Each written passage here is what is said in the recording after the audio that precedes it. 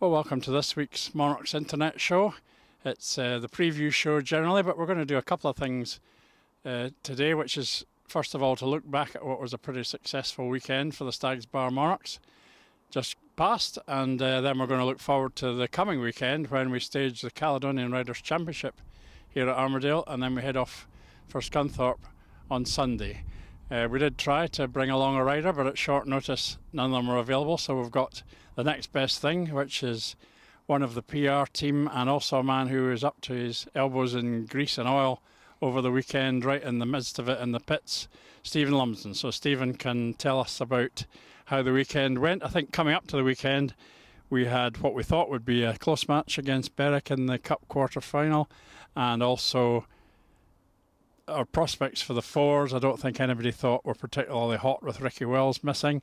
So was that how you saw things beforehand? To be perfectly honest, yeah, it was. I thought it would, if we had competed well in the semi-final, just as you said, with Ricky missing, and as it turned out with Victor coming in as well, you know, we're possibly missing two of what on paper would be our strongest four. I think someone had made a tongue-in-cheek comment about having four reserves and a number 5. And that's, again, on paper how it looked, but we certainly did ourselves proud. Yeah, so if we go back to Friday, we had, I think, a very enjoyable meeting. I don't know how much of the meeting you actually see down in the pits, but a very enjoyable meeting and a very good debut by Victor Palavara. Yeah, it was an excellent debut by Victor. I actually worked with Victor on Friday night, and I was well impressed with his kind of application more than anything else. He was riding on another rider's bikes. He was riding on Joel's bike with one of Max's spare engines. So I guess you could say that it was equipment that was cobbled together, and he beat what was a very strong Berwick team. I think they've got a lot of track specialists here, Theo and David Howe, obviously Aaron Summers, Jai does well when he comes here, so it was an excellent return for his Edinburgh debut. Yeah, and Ricky, of course, was up to his usual standard and pulled off at least one amazing pass, and we had your mate Pickering going berserk round the outside as usual, and possibly race of the season, that heat 12 where he had to get outside Jai in no space whatsoever. Yeah, that was something that he repeated down at Redcar on Sunday as well. But yeah, Ricky, I don't think he gets enough credit for. He's just so quiet. He just goes about his business like, it's hard to explain, I guess, but he looks like he's riding an armchair at times. He's just so smooth and comfortable. Yeah.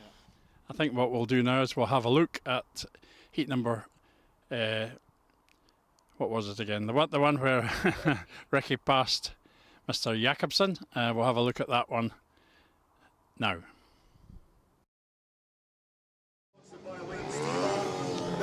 Heat 6, Nikolai Busch-Jakobsen, Ricky Wells, Danny Gatmeyer and Victor Palavara on gate 4, which has been the favoured gate so far. And Victor's away quite well, and he's gone ahead. Terrific effort by the new signing.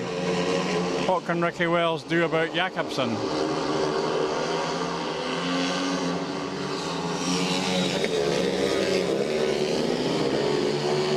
Gate 4's rather embarrassingly dominant at the moment.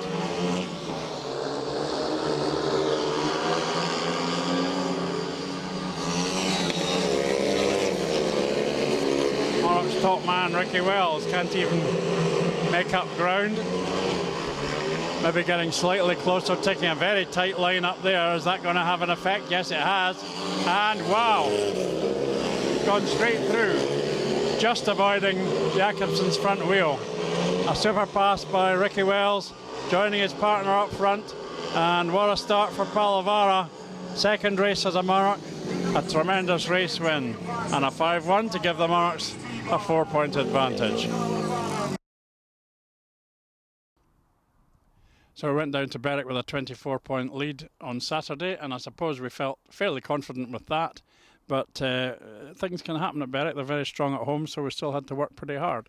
Yeah, we'd been down a couple of times this season. They're really strong at home, as you say, and I've seen bigger leads turned over. So it was always in the back of our mind, take one heat at a time.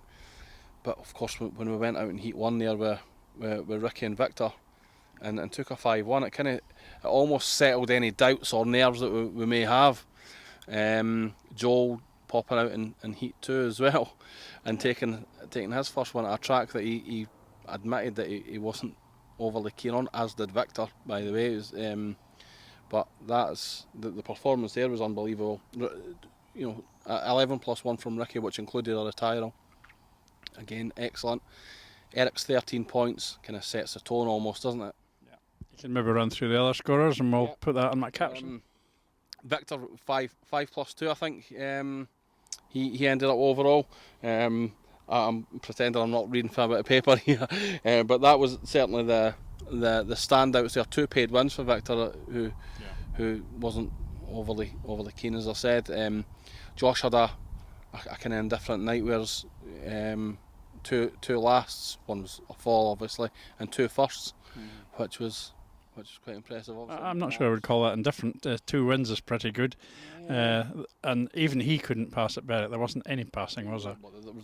Throughout I think someone pointed out that there was 1 pass, and that was in heat 15, and it was one of the Berwick riders passing another one, which is probably quite frustrating for the guys down there. I know the weather's been as it has been. I think one of the Berwick lads said that the track actually caught him out a wee bit early on. But yeah, I mean, Josh is usually among the points. To see it, to be honest, to be fair, to see him finishing last is probably a bit of a rarity, you know. But yeah, Max didn't have his best night. I guess again, it's a track, it's a Marmite track, isn't it? So we did it quite easily in the end, lost that match by 6, but went through by a large amount on aggregate. Yeah. So Sunday, I don't think we'd really raised any expectations for Sunday, because knowing that Ricky was away, we thought it was going to be tough going. But with a superb lead from Eric and everybody else chipping in, I guess everybody enjoyed it actually. I think any rider going to an event like that and scoring a maximum throughout the semi-finals and finals, which Eric did, is pretty astonishing. I don't know if that's been done before. It probably has. I mean, I will no doubt get a million comments on that. But that is, that's quite impressive itself. The rest of the guys, it was Joel's first time there. Again, scoring 4 points in the semi-final, which was 2 second places. Every rider scored. Every rider for our team scored in that semi-final, which obviously contributed well to us coming second. For it to be a top 4 that went through of the 11, for us to finish second in that group was astonishing. Yeah. And then we did the same thing in the final, which is, if anything, even more astonishing. And at all stages during the day we were in the running in both the semi and the final. Yeah, again, everyone scored in the final. Eric's maximum, again, absolutely unbelievable. Especially for the sort of track that it was. I mean, it was the red car. The red car promotion had put on a huge effort into getting that, with the weather that they had, for the racing to be produced, which was produced. There was a lot of passing. Was quite impressive. Semi-final wise, I think Josh came in and scored another.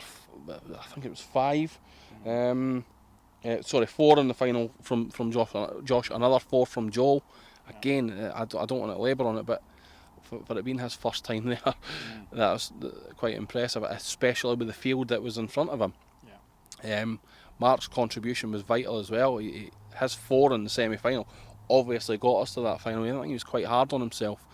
I read somewhere that he felt that he didn't deserve to be part of the celebrations, but that's far from it. Far from it. His contributions, his heat win in the first round of heats was vital. He came out. He was actually the first rider out in the final, and they had watered quite heavily the track, and it was probably borderline quite dangerous. I think that kind of set him back a little bit. But Max as well, contributing well and scoring. So. Okay, well, just a final postscript on the weekend. You were in amongst them in the pits. Did you feel that the spirit was good and that the new guys were being welcomed? The spirit was incredible.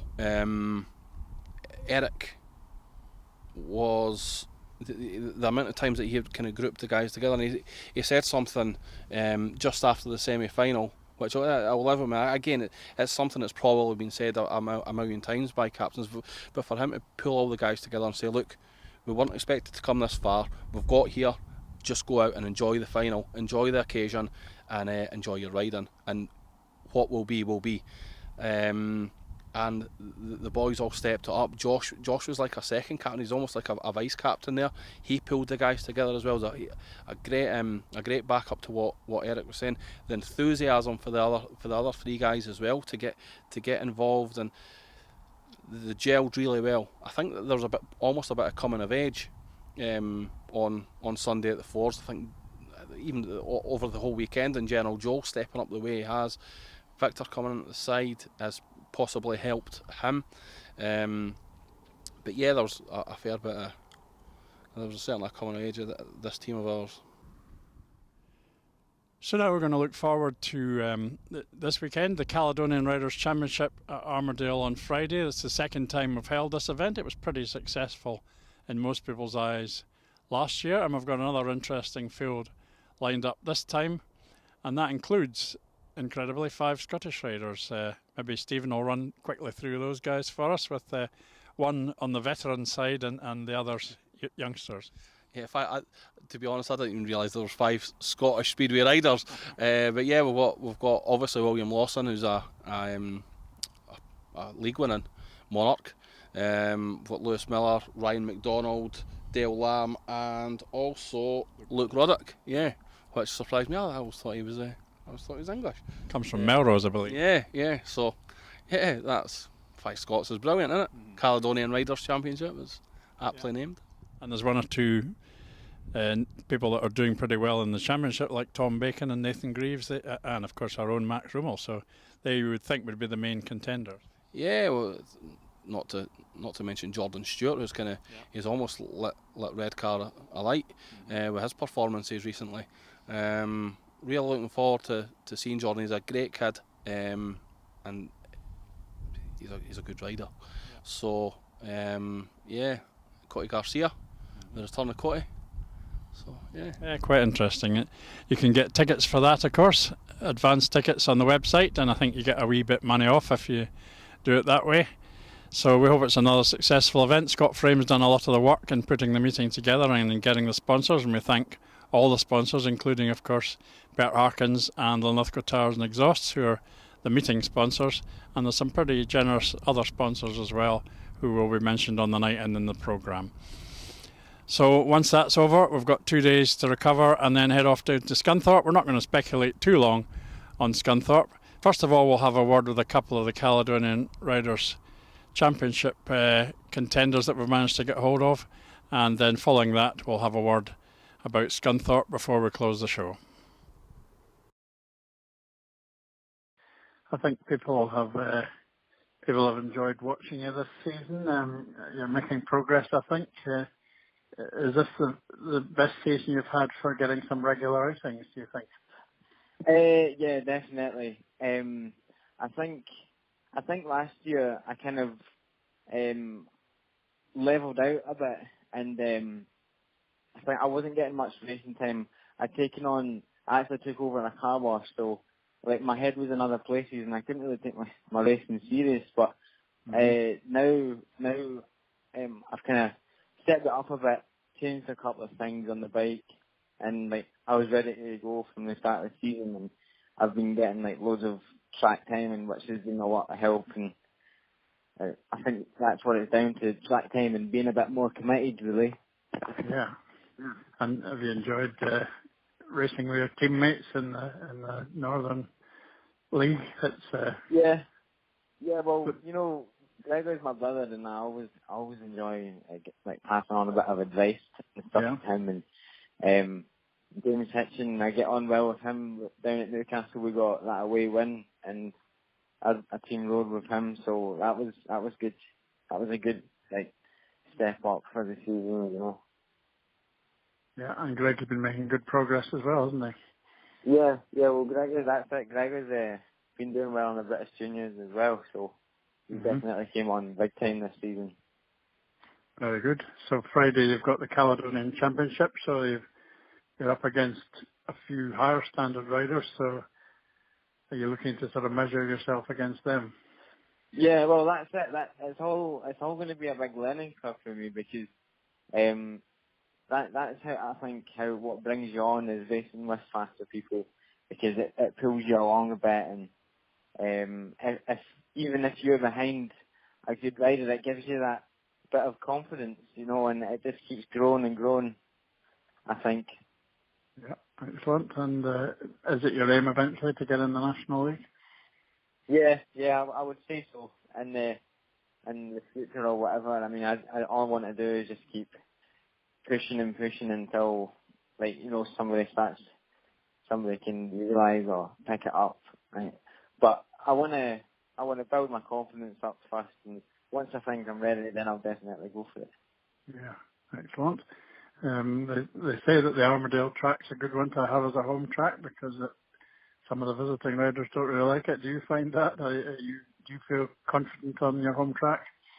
Well, I definitely think that out of any track that I've ridden, I think Edinburgh is the most consistent, and I actually really enjoy riding it. I would say it's probably my favourite track to ride every Friday. Very good indeed. I know that you did a lot of riding at Northside originally, didn't you? Do you get to anywhere else these days, or is it just the home and away league matches? Well, I do Edinburgh every Friday. I'm going to ride down at Newcastle this Sunday, and the NGL, we've been doing quite a lot with that. I've been going down to like Workington. I've got Redcar in 2 weeks' time, so I am busy, and I have been getting around a couple of tracks. That I think we've even got Peterborough away sometime soon as well. So Indeed. definitely get myself about. That's good. Okay, Lewis, thank you very much. I hope you enjoy Friday and it goes well for you. Okay, thank you very much. Thanks a lot. Cheers. All right. I'd say your season seems to have been going quite well with getting regular outings for Coventry. Are you enjoying that? Yeah, it's good, not too bad. Not as good as I'd hoped, but at least I'm riding every weekend, and I'm well up and down the country every weekend. But could be going a bit better, but I'm sticking at it and hoping for the Yes. best. This is probably the first really regular run you've had, isn't it? You've had the odd match before. Yeah, And, I've been kind of been with Stoke, and then we've had a few meetings, and this is probably the longest I've kind of stayed in a team. yes. But so it's been alright. Do you think that previously the distance you've got to travel, does that count against you a bit? I would say probably yes. It's quite hard coming kind of working full time as well as trying to Yes. do bikes and travel about, and it's quite a lot. But it's good. It's good when it's good, but when it's bad, it's not so great. But Aye. Yeah. it's the good meetings make it worth it, I suppose. Yeah. Of course, you're at the Leicester track riding for Coventry. Are you getting a reasonable support or not? I don't know. Some weeks you think there is quite a few, but then other weeks there's not really. I think it would be better if they did try and follow it, because it is still Coventry at the end of the day that are riding. But I think a lot of people are just kind of wanting it to still be at Brandon when it's probably not Yeah. gonna. I don't know if it is gonna happen, but it's just all politics really that Yeah. I don't know. Okay, and are you still riding Northern Junior League as well? Not so much now. If I've not really agreed to kind of doing most meetings. I've just kind of if there's a meeting and that they're stuck and I'm here, then I'll do it. But I Yeah. kind of wanted to kind of step away and try and step forward really. And Mm-hmm. I've been doing the junior leagues for a few years now, and I kind of wanted to stop doing it and actually kind of progress onto something bigger than that. But it is a good way to get racing still. Yes. Okay, and Friday you've got the Caledonian Championship. So in that you're going to meet a few riders who are actually in the championship. So that'll be a good chance to measure yourself against some of them. It should be. I've done plenty of laps through Armadale now, really. I should do okay. I don't really feel like I'm turning up to a track that I don't know. So Yeah, you quite like it. I actually quite enjoy it now. When I done a junior match there a few weeks ago, I thought I actually really came off thinking, God, that was really quite good. It's nice and smooth, and it's been nice actually. So I quite enjoyed it. So I'm quite looking forward to this week. If you just get at the start, then that's half the battle, really. Indeed. And I don't know if you know, but there's a prize for the top Scot that Bet Harkins has put up, so I we'll didn't be know looking that. for that one. No, there is. I wasn't aware of that, so well, I'll be trying for that then. Yes. Excellent. Okay, Ryan, well, I look forward to seeing you on Friday and hope it goes well for you. Cool. Thanks a lot. Thanks very much. Thank you. Cheers. Bye. So our last meeting of the weekend will be away at Scunthorpe. It's very hard to say too much about that because they've got so many riders missing these days that they've always got a pile of guests. Monarchs, we hope and assume, will be at full strength. We've got a very good record there. Do you think we can keep that going? I don't see why not. I think the less said about the Scunthorpe track, the better, perhaps. It's